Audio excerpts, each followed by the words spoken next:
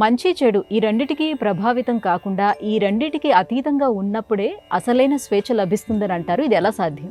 మన సంప్రదాయం చాలా స్పష్టంగా చెప్పిందమ్మా. ఇప్పుడు మీరు చెప్పినటువంటి విషయంలో లోకంలో మంచి చేస్తే పుణ్యం వస్తుంది, చెడు చేస్తే పాపం వస్తుంది. ఇది అందరికీ తెలిసినటువంటి విషయమే. కానీ మోక్షం రావాలి అని అంటే మంచికి చెడుకి అతీతంగా ఉండాలి.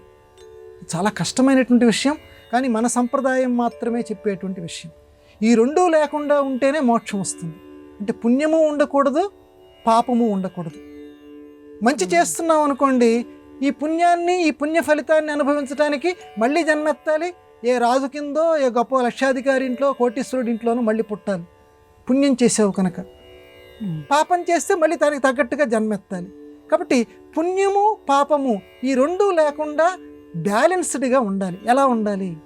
చేసేటువంటి ప్రతి పని కూడా కృష్ణార్పణం.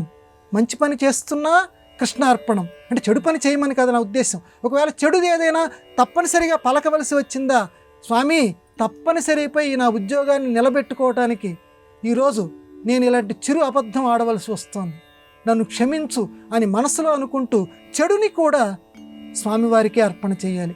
దీని ఫలితాన్ని నేను ఇక్కడే అనుభవించేట్టు చెయ్యి అని స్వామివారిని, ఎందుకంటే పంచతంత్రం అనేటువంటి గ్రంథంలో చెప్తాడు, పుణ్యాన్ని యొక్క పాపం యొక్క ఫలితం 3 రోజుల్లో కానీ 3 సంవత్సరాల్లో కానీ ప్రతివాడు కూడా అనుభవించి తీరతాడు. ఈ లోకంలో చిన్న చిన్న వాటన్నిటికీ ఇక్కడ అనుభవిస్తాడట. ఈ లోకంలోనే దాన్ని పొందుతాడని చెప్తారు. కాబట్టి ఒక ముళ్ళు ఉంది. సత్యసాయిబాబా గారు చెప్పారు, ఒక ముళ్ళు కాలులో గుచ్చుకుంది. ఈ విషయంలో ఆయన చెప్పిన తీర్పు, ముళ్ళుని ముళ్ళుతోటే తీయాలి. చెడు గుచ్చుకుంది, చెడుని మంచి అనేటువంటి ముళ్ళుతో తీయాలి. తీసిన తర్వాత మంచి చెడు అనేటువంటి ఆ ముళ్ళని పక్కన పడేసేయాలి. ఎంత గొప్పగా చెప్పారో చూడండి. చెడు అనేటువంటిది గుచ్చుకుంది ఒక ముళ్ళు, కానీ దాన్ని బయటికి తీయటం మళ్ళీ ఇంకొక ముళ్ళు ద్వారానే బయటికి తీయాలి. తీసి ఆ ముళ్ళుని పీకుతాం. కానీ పీకిన తర్వాత మళ్ళీ ఆ 2 ముళ్ళు చాలా బాగున్నాయి అని చెప్పి మళ్ళీ ఇంట్లో అట్టే పెట్టుకోకూడదు. ఇది జీవితంలో మనం అనుసరించాలి. సంఖ్యళ్ళు, ఇనప సంఖ్యళ్ళు అయినా ఒకటే, బంగారు సంఖ్యళ్ళు అయినా ఒకటే. ఇది బంగారంతో చేసినవిరా, ఈ బంగారపు సంఖ్యలు నా చేతికి వేయండి, లేకపోతే నా కాళ్ళకి వేయండి అని అప్పుడు ఎవడండు. అది ఎందుకంటే అవి సంఖ్యళ్ళు. అది బంగారమైనా సరే, ఇనుమైనా సరే అవి సంఖ్యళ్ళు. కాబట్టి ఈ సంఖ్యళ్ళకు అతీతంగా ఉండాలి.